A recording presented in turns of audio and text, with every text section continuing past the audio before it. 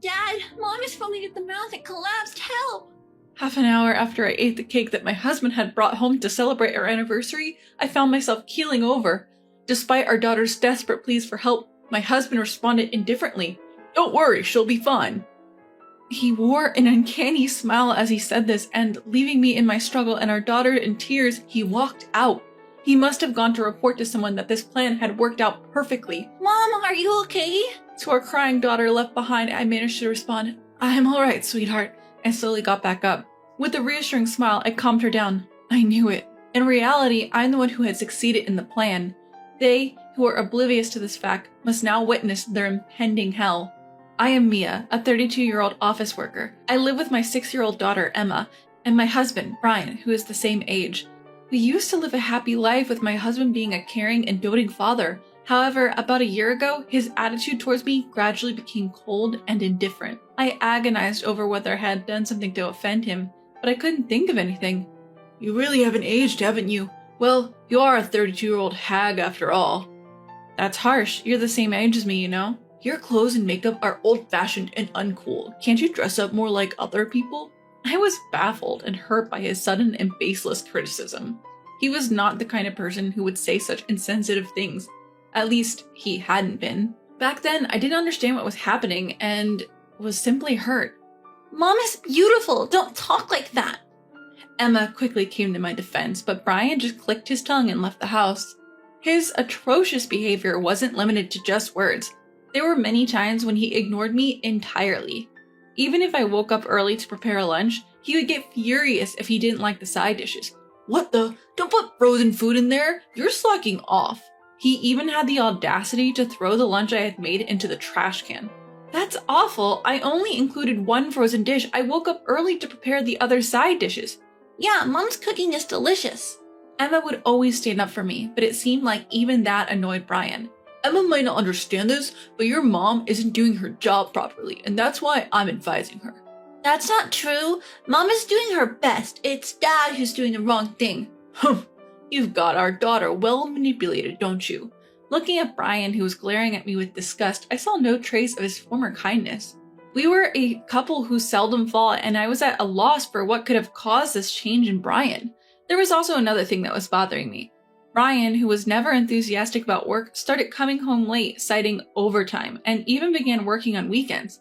Could he be having an affair?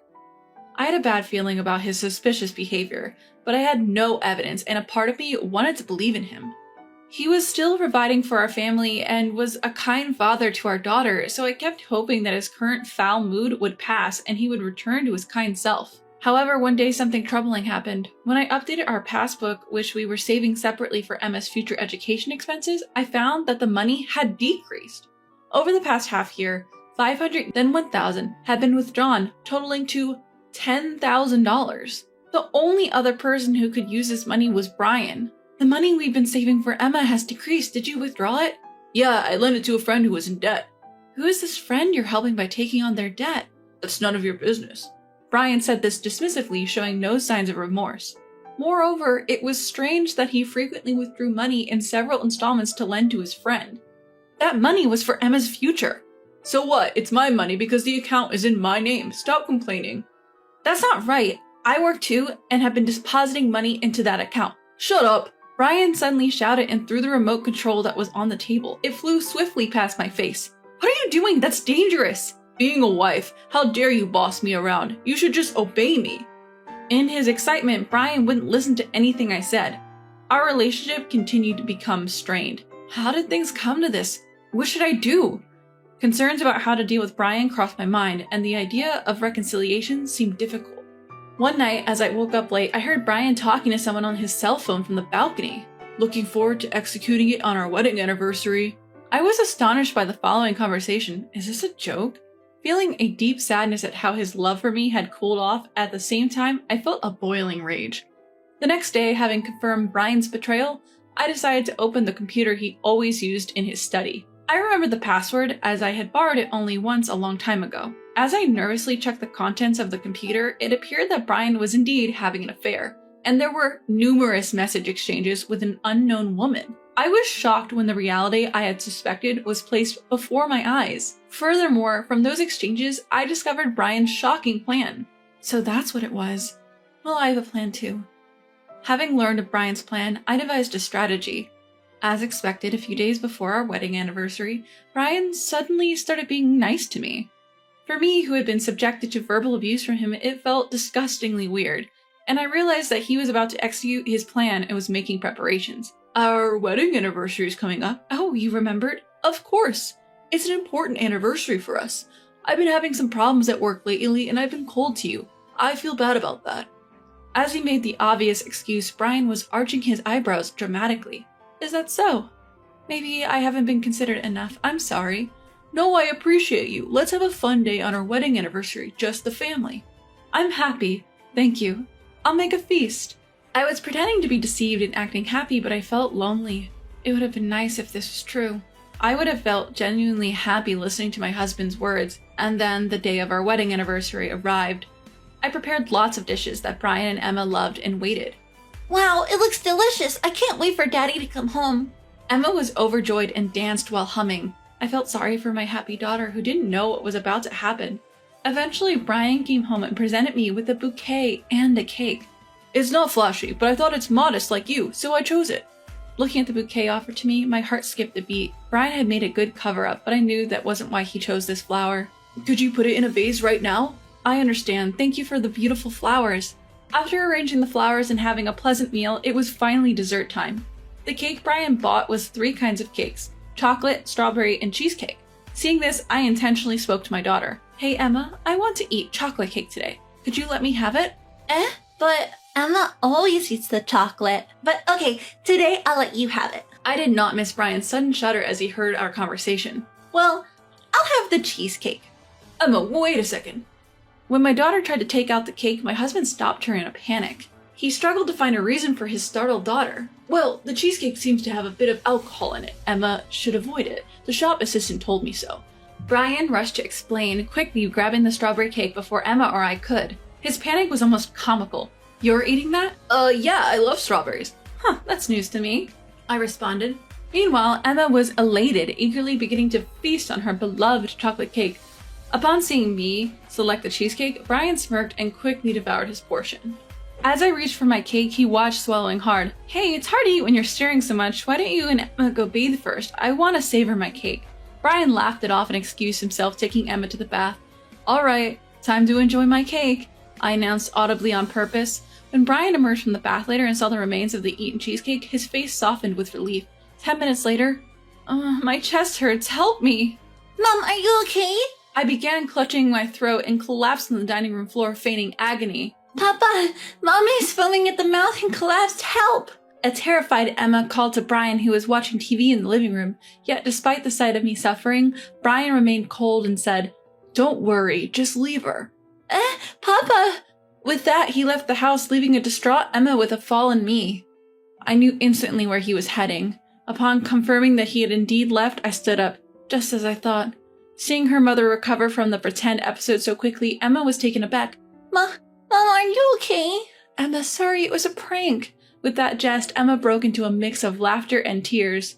One after I tucked Emma into bed, the sound of the front door opening echoed. When my husband came home, he called my daughter's name to the room where the lights had gone out. Emma, are you there?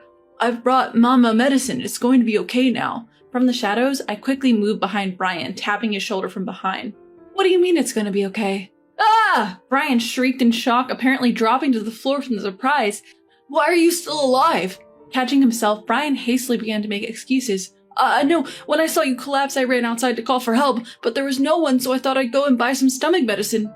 I see, how kind of you, right? I'm relieved to see you're feeling better. Seemingly under the impression he had successfully deceived me, his face relaxed. I was not fooled, however. You've got some nerve spewing such lies. So, where's this stomach medicine you bought? Did I forget it at the pharmacy? I could only shake my head at Brian's feeble attempts to lie his way out. And then, I silently pulled out my phone from my pocket and played a recorded audio file. Soon I'll be together with you, and the money will come in. Is that flower really that dangerous? I need to make sure our daughter doesn't accidentally eat it. Listening to this, my husband's face turned ashen. Where did you get this? About 2 weeks ago, you were talking to someone on the phone on the balcony late at night, remember? It was a suspicious conversation, so I immediately recorded it. But you ate the cake! You were foaming at the mouth and fell over. How? Of course, I wouldn't eat it knowing it was poisoned. I just pretended to eat it. I have kept the cake as evidence. The foam was meringue made from egg whites. I held up a cheesecake in a plastic bag to show him. You tricked me! It was you who tricked me, Brian. I knew all about your plan from checking your computer. Brian's plan was to present me with a bouquet and cake for our anniversary, pre-coat the cake with the poison from the flower, and attempt to take my life.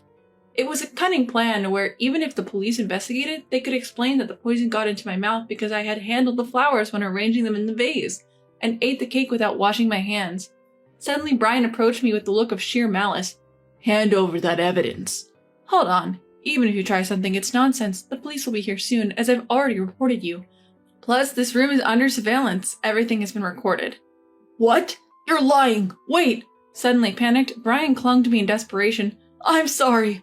I was persuaded by a woman. I didn't want to do it. Please tell the police that it was a misunderstanding. It's too late. But Emma is here. Are you okay leaving her without a father? It's better than her being with someone who would attempt to take a life. Please, I beg you, from now on, I'll be a good husband, a good father. Brian was now a pitiful sight. Kowtowing with his forehead grinding on the floor, screaming while shedding tears and snot. But even seeing him like this, my heart didn't waver in the slightest. At that moment, the police arrived, and Brian was taken away, still screaming and crying. After that, both my husband and his mistress were found guilty of attempting to take my life. Of course, I divorced him, demanding $2,000 in damages and $10,000 in child support, which his parents kindly paid me. His family said they would make him work under strict surveillance and repay the money after he is released from prison. I also demanded $2,000 in damages from his mistress. Her parents paid me on her behalf, but I heard she was disowned. She was a new employee at Brian's company and was fired along with him. After paying for her crime, a difficult life awaits her. Emma and I have returned to my parents' house and are living a peaceful and happy life. To protect my daughter from getting hurt, I told her that her father went far away for work. Receiving all the love from me and my parents, my healthy growing daughter makes me want to continue raising her with all my might.